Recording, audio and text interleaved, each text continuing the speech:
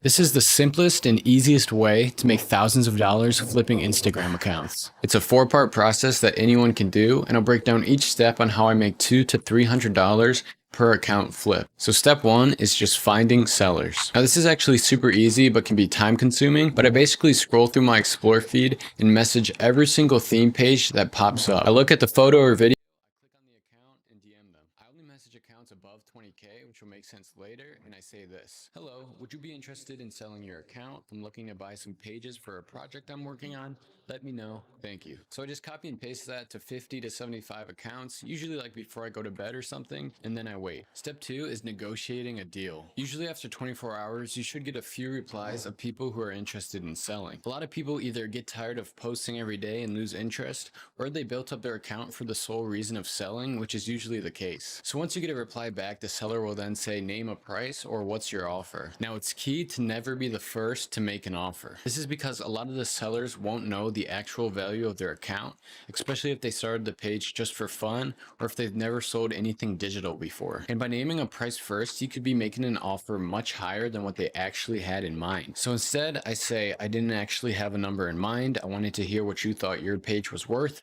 Feel free to throw out a number and we can go from there. After this, they'll say a price and you can then determine whether or not you're going to be getting a good deal on the page. Now, to determine the value of a page, you have to look at a few things: follower count, engagement, and follower demographic. So generally, a rule of thumb has been $100 per 10K followers, but you should never pay that. I also look at places like swap.com, which I'll talk about later, to look at the average price that accounts are selling for on the market right now. For engagement, I like to see at least 5%, but higher engagement is always better and always worth a lot more. For demographics, I just ask the seller to send a screenshot, and for that as well, first world countries like USA and Great Britain are always going to be worth a lot more than places like India or the Philippines. So after you see all that, you can then determine a price that you're willing to pay. For me, I just buy every single account regardless of the demographic, as long as I know it's a good deal and then I'm getting it at a price lower than what it's worth. For example, I'll walk you through one of my current deals. So I found this page in the quotes aesthetic niche with almost 70,000 followers. So the engagement was extremely good, with posts averaging 20 to 40K likes,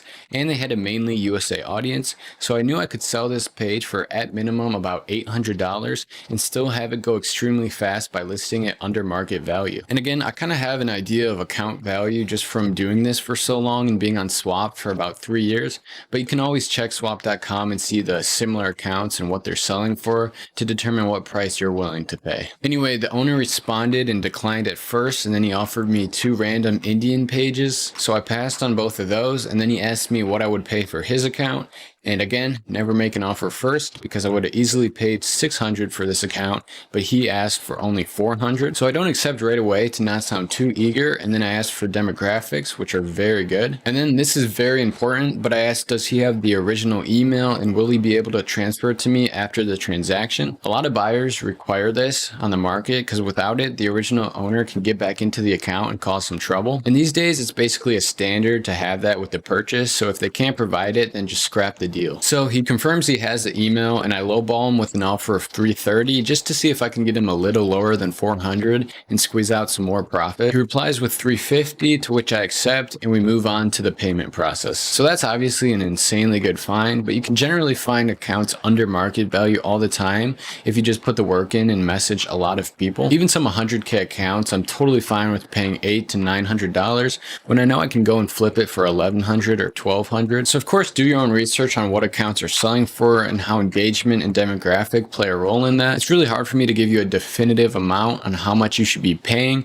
because there's so many different factors that play a part in it. But if you can find USA pages that are a lot less than $100 per 10K, then that's usually a good find that can be resold for a profit. So once you negotiate a deal with whatever tactics you want to use, the next step is the actual transaction. Now, usually the seller will never give you access to the account before receiving payment, so you are forced to send the money first in most cases. To do this, you want to only use PayPal goods and services, never family and friends, and never crypto or anything else. I've flipped over 21 accounts, and surprisingly, I've never been scammed so far, but it is a possibility that they try to finesse you and take your money and block you. So with goods and services, it is possible to submit a claim and get your money back, but it does suck and it is a big waste of time. So if the seller is acting even a little bit shady, I tend to just stop talking to them and avoid them completely. So you can also also talk with them a little bit just to get a feel of how they are. And I also sometimes DM them on a second account posing as another buyer and make an offer slightly lower than my own. And if they accept and say they have no other buyers, then that means they're a scammer and that they're trying to finesse you both. So then you can just avoid them. But usually when I say I'll only pay with goods and services to be protected if I scammed